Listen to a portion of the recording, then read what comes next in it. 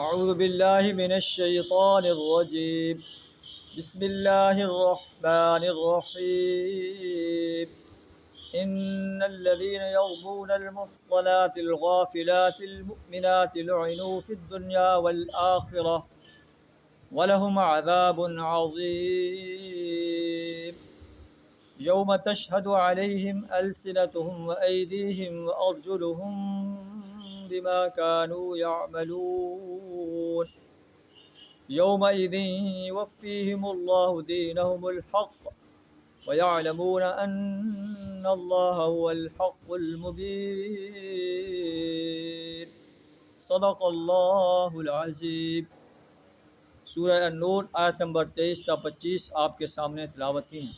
ان کا ترجمہ کچھ اس طرح ہے: ان الذين يرمون المحصنات الغافلات المؤمنات، جو لوگ پاک دامن بے خبر مومن عورتوں پر تہمتیں لگاتے ہیں، لعنوا فی الدنیا والآخرہ، دنیا و آخرت میں ان پر لعنت کر دی گئی، ولہم عذاب عظیم، ان کے لیے عذاب عظیم۔ یوم تشہد علیہم السنتہم وایدیہم، اس روز انسانوں کی زبانیں اور ان کے ہاتھ، و ارجلہم، اور ان کے پاؤں گواہی دیں گے، بما کانوا یعملون، جو وہ کرتوت کرتے رہے، جو وہ بہتان لگاتے رہے۔ یومئذ یوفیہم اللہ دینہم الحق، اس دن اللہ وہ بدلہ انہیں بھرپور دے دے گا جس کے وہ مستحق ہیں۔ وَيَعْلَمُونَ أَنَّ اللَّهَ هُوَ الْحَقُّ الْمُبِينُ، اور وہ جان لیں گے اللہ ہی حق ہے، سچ کو سچ کر دکھانے والا۔ اس میں بھی حضرت عائشہ رضی اللہ تعالی عنہ کی طرف اشارہ ہے کہ جن لوگوں نے حضرت عائشہ رضی اللہ تعالی عنہ پر بہتان لگایا ہے، وہ ان پر دنیا و آخرت میں لعنت کر دی گئی۔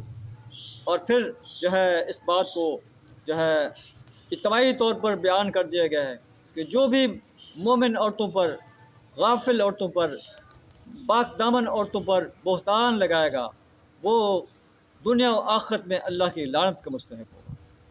قرآن کا انداز دیکھیے، قرآن جو ہے وہ کسی انسان کو ٹارگٹ نہیں کر رہا، جنرل ہدایات دے رہا ہے۔ عذاب کا بھی جنرل جو ہے حکم دے رہا ہے، لعنت کا بھی جنرل حکم دے رہا ہے۔ اس میں کوئی تلخی نہیں۔ اگر یہ کسی انسان کا کلام ہوتا تو نبی صلی اللہ علیہ وسلم انسان ہونے کی حیثیت سے آپ کے زبان سے کوئی تلخ الفاظ نکل جاتے، لیکن اللہ کا قرآن ان تمام تلخیوں سے پاک ہے۔ نبی صلی اللہ علیہ وسلم کی زوجہ محترمہ پر بہتان لگایا گیا ہے، 1 مہینہ پورا نبی صلی اللہ علیہ وسلم پریشان رہے، صدیق اکبر پریشان رہے، لیکن اللہ نے جو گائیڈ لائن دی ہے وہ جنرل گائیڈ لائن دی ہے۔ کسی ایک انسان کو ٹارگٹ کرنے کی بجائے، کسی کا نام لینے کی بجائے جنرل ہدایات دی ہیں کہ اہل ایمان کو ان بہتان بازیوں سے دور رہنا چاہیے۔ اہل ایمان پاک دامن اور بے خبر مومن عورتوں پر الزام لگانے سے، بہتان لگانے سے اپنے آپ کو بچانا چاہیے۔ اگر نہیں بچاتے، انہیں یاد رکھنا چاہیے یوم حساب کے موقع پر اللہ کی عدالت میں اسے بہت بڑے عذاب کا سامنا کرنا پڑے گا۔ جن زبانوں سے یہ بہتان لگا رہے ہیں، جن ہاتھوں کو، جن پاؤں کو یہ استعمال کر رہے ہیں، یہی زبانیں، یہی ہاتھ پاؤں قیامت کے روز ان کے خلاف گواہی دے رہے ہوں گے، یا اللہ انہوں نے ہمیں غلط استعمال کیا۔